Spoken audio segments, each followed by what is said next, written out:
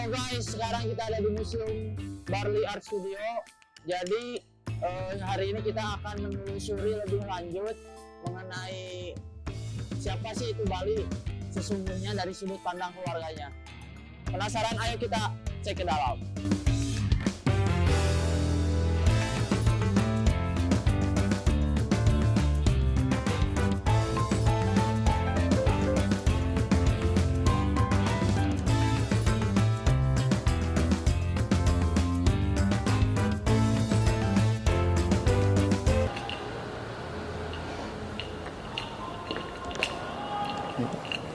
Iya Pak. Ya. Ya. Saya Adit Barli, ya. Saya Ketua Museum Bali pada saat sekarang dari generasi ketiga Pak Barli Sasmita.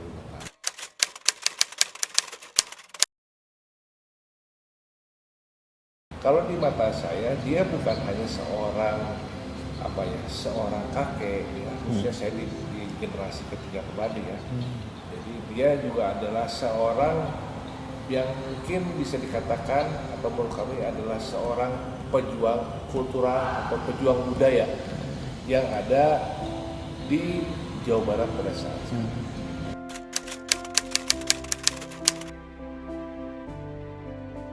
Kesehariannya di rumah yang saya rasakan sebagai seorang cucu, ya, yang kebetulan pada saat itu juga sempat tinggal lama dengan saya, bahwa dia adalah orang yang disiplin, ya, terhadap waktu. Dan dia juga seorang yang konsekuen ketika dia harus menjalankan sesuatu yang sifatnya kewajiban yang harus dilakukan sebagai seorang bapak, sebagai seorang suami, sebagai seorang kakek. Ya, bagaimana dia konsekuen dengan waktu, ya, bagaimana dia juga menghargai segala sesuatunya yang berada di lingkungannya, termasuk benda-benda mati yang ada di dalam kehidupan dia. Bagaimana dia memposisikan kursi, bagaimana dia memposisikan meja, bagaimana dia memperlakukan kanvasnya, bagaimana dia memperlakukan alat-alat catnya sebagai seorang pelukis, ya. Nah, itu yang saya lihat adalah sesuatu yang sifatnya yang tanpa disadari menjadi satu bentuk pemahaman bahwa sebetulnya peran kita dalam kehidupan itu pentingnya ada kesadaran kita untuk memperlakukan segala sesuatunya yang berkaitan dengan kehidupan kita muliakan, karena tanpa disadari itu yang saya rasakan memberikan dampak yang positif pada saat dia berkarya. Apapun karya dia, mau karya dia mengasah atau mengajar, karya dia itu pada saat membuat lukisan, itu seperti memberikan sebuah energi yang luar biasa, ya. Jadi di situ saya melihat bahwa dia adalah seorang figur yang konsekuen dengan hidupnya, dan dia juga memahami apa yang sudah menjadi takdirnya, dan bagaimana dia pun juga berusaha memuliakan lingkungan di sekitarnya, termasuk benda-benda yang ada di sekitarnya, termasuk benda-benda yang merupakan alat berkarya dia pada saat itu.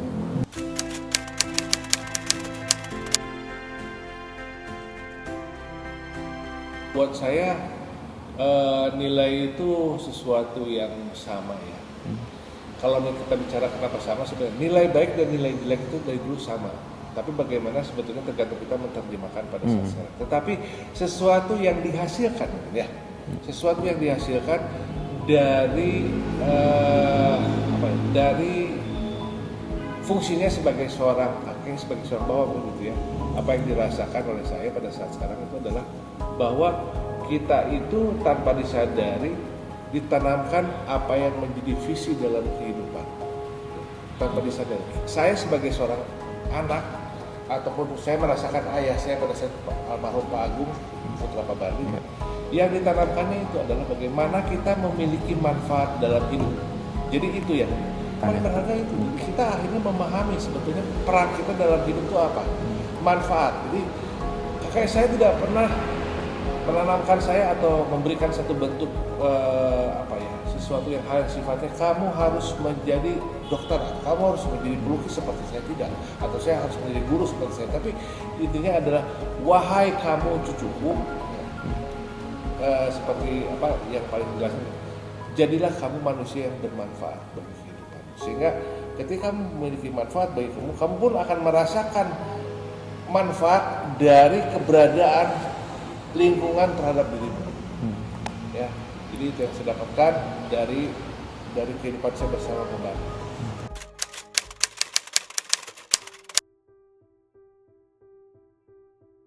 Iya, gitu. Karena begini, yang harus pada saat sekarang yang saya harus sampaikan bahwa sebetulnya seni itu tidak terkotak-kotakan dalam bidang lukis, dalam bidang suara, dalam gerak, ya, bentuk atau berseberangan. Bahwa seni itu sebetulnya adalah cara kita menyampaikan sesuatu, cara kita mewujudkan sesuatu, cara kita dalam membuat sesuatu. Itu seni.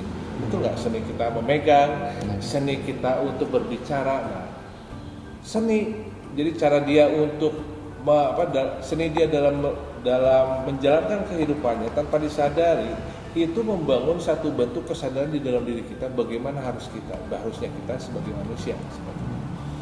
Jadi kalau mengkaitkan seni dalam kehidupannya ya pasti bagaimanapun karena dia memahami seni untuk akhirnya dengan dia memahami seni yang bijak, di mana seni ini didasari oleh rasa pemahaman tentang bagaimana sih membangun satu bentuk karakter ini supaya menjadi sesuatu karakter yang memiliki manfaat bagi kehidupannya dirinya, bagi kehidupan keluarganya, bagi kehidupan dia bermasyarakat. Makanya otomatis dia mengkaitkan bagaimana sebetulnya pentingnya seni dalam kehidupan. Otomatis dia menjalankan seni dalam kehidupannya. Seni apa? Seni menumbuh kembangkan karakter-karakter yang dia miliki sebagai anaknya, sebagai cucunya. Ya.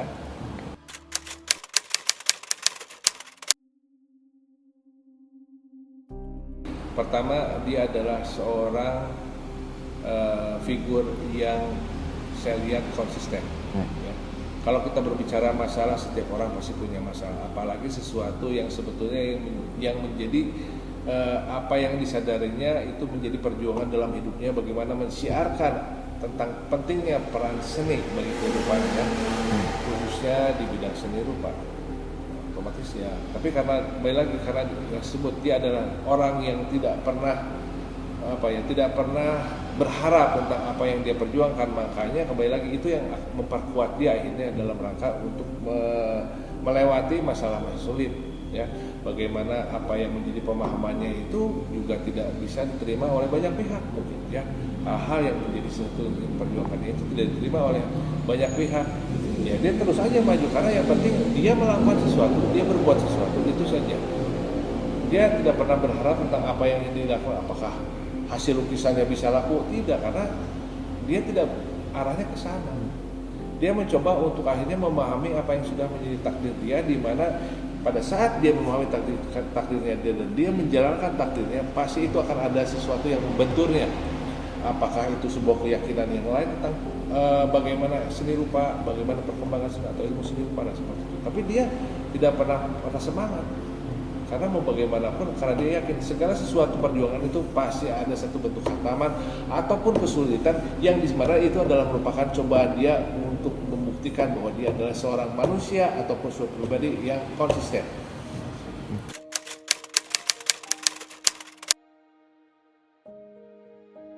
Saya pikir di sini yang memegang peran penting adalah pasangannya, ya, yaitu Ibu Bari pada saat itu, ya, di mana dia juga sebagai seorang pribadi yang mengerti tentang peran serta takdir suami, sehingga otomatis mau bagaimanapun si istri ini menerjemahkan minimal bahwa keadaan kehidupan mereka baik-baik saja, dan itu yang merupakan satu bentuk terjemahan untuk bagaimana kita melihat sebetulnya figur daripada mereka sebagai orang tua kita. Jadi membuat saya peran pada saat sekarang justru lebih banyak dari istri beliau, istri beliau yang terus mendorong apa yang sudah menjadi keyakinan Pak Bari sebagai seorang yang menjadi agen budaya dalam rangka tugasnya mensiarkan tentang pentingnya seni bagi kehidupan, tentang pentingnya pendidikan seni rupa yang dia pahami pada saat itu dalam rangka membentuk seniman-seniman rupa yang betul-betul bisa dipertanggungjawabkan karyanya ke depan. Saya pikir di peran seorang istri. Oke. Kalau kita sih ya anak-anaknya ikut-ikut aja ya. Oke.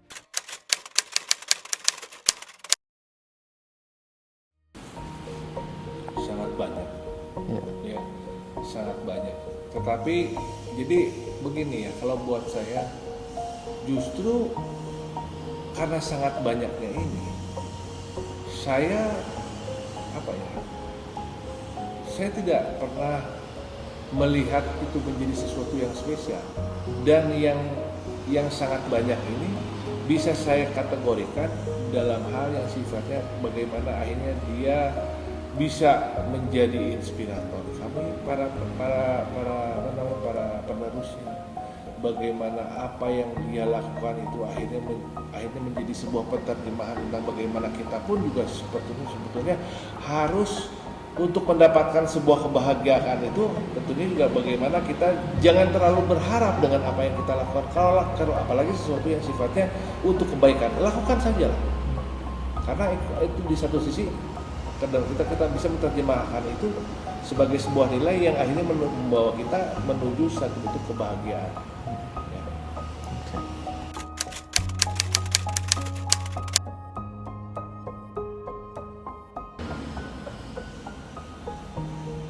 Dia